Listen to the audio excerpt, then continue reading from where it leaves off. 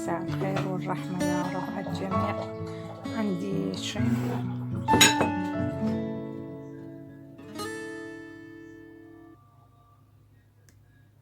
عندي نص كيلو، عندي بوتيتو واحد، بوتيتو استوى زين، عندي خبز يابس مع شوية فيه كرافس، راح أخلط اثنينهم، يمكن هذا تقريبا معلقتين، معلقتين مع الأكل. بس البوتيتو مستوي كلش زين، يعني ما راح أخلي بيه ملح نهائيا، لأن والدهن خليته على النار. هذا حيل طيب، ليه هذا حيل اسمه مشبع بنفس الوقت.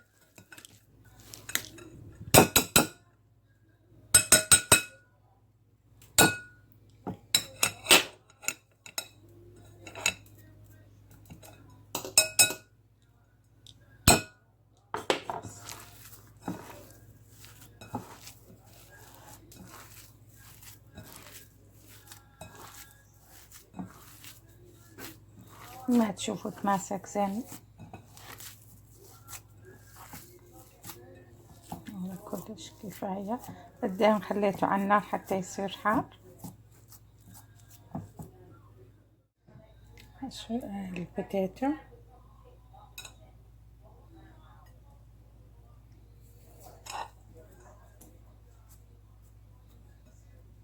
طبعا الدهن سووه حار، وبعدين نزلوا اسمه، خليته أنا على رقم 7 حمى زين، بس خليته على رقم 2 حتى يحمى زين.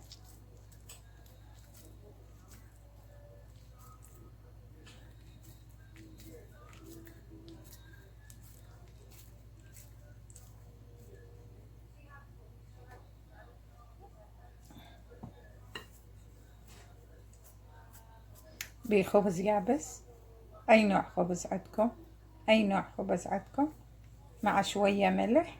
هذا طبعا هنا يقدموه بالسرنتات، حيل طيب ويشبع.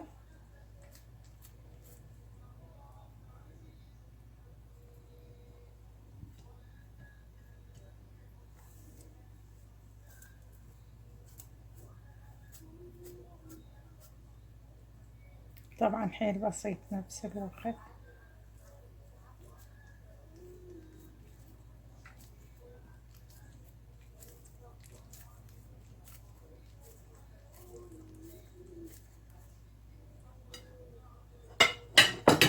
كلها راح اسوي نفس هاي الاسمه واشوفكم. هو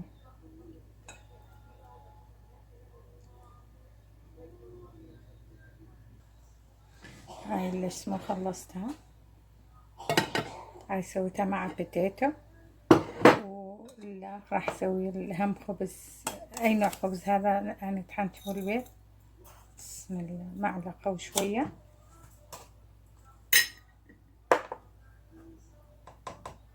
طحين حيل قليل، يطلع نص معلقة يمكن.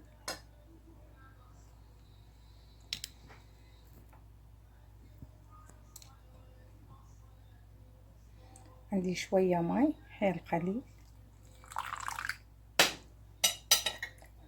طبعا اذا تحطون بيه ملح طيب، يعني ما راح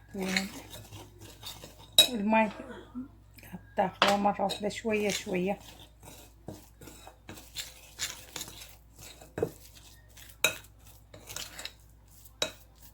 راح اخلي بشوية ريت بابريكا، فلفل اسود، هذا الباقي.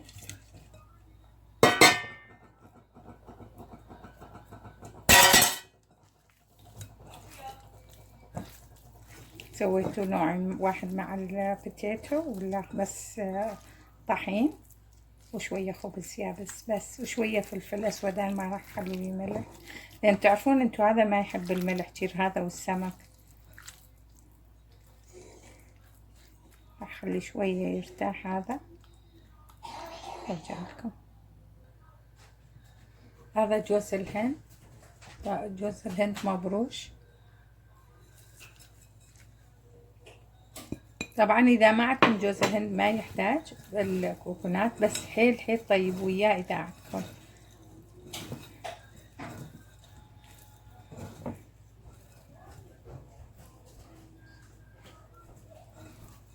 شوفوا شلون طلع.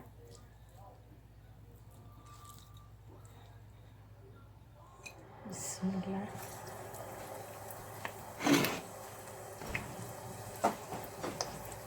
هذا مع البوتيتو.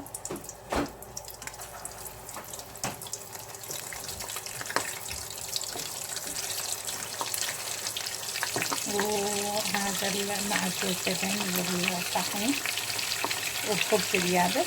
أي نوع خبز يابس أصلا. المطر إن شاء الله تكون هنا. شوفوا شلون طلع. هذا البيت بوتيتو. شوفوا نهائيا ما يتكسر، هم أبد لا تخافون عليه يتكسر، نهائيا ما يتكسر. هذا البيت بوتيتو، وهذا الخبز يابس والجوز الهند.